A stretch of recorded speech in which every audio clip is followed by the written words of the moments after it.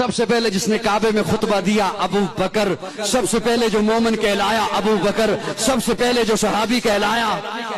ابو بکر، سب سے پہلے جس نے 40,000 دینار آقا کے قدموں پہ رکھے ابو بکر، جس نے بلال کو آزاد کرایا ابو بکر، جس نے عامر بن مغیرہ کو آزاد کرایا ابو بکر، آقا چل کے جس کے دروازے پر گئے ہیں ابو بکر، آقا کو جس نے اپنے کندھے پہ اٹھایا ابو بکر، جو غار میں سب سے پہلے داخل ہوا ابو بکر، جس نے اپنی چادر کو پھاڑا سوراخوں کو بند کیا ابو بکر، جس نے اپنی گود کا بستر بنایا ابو بکر، آقا کو جس نے اپنی گود میں سلایا ابو بکر، جس نے سانپ کا ڈسنا برداشت کیا آقا کو نہیں جگایا ابو بکر، جس کے آنکھ کے قطرے نبوت کے چہرے پہ آئے ابو بکر، آقا نے اپنا لعاب جس کی ایڑی پہ لگایا ابو بکر، جو غار سے سب سے پہلے باہر آیا ابو بکر، جو ام معبد کی جھونپڑی میں سب سے پہلے پہنچا ابو بکر، جس نے بکری کا دودھ دویا آقا کو پلایا خود خوش ہوا ابو بکر، جو قباء کے مقام پہ پہلے پہنچا ابو بکر، قباء کے مقام پہ پہنچ کر جس نے پیارے آقا پر اپنی چادر کو تان دیا ابو بکر، جس نے لوگوں کی غلط فہمی کو دور کیا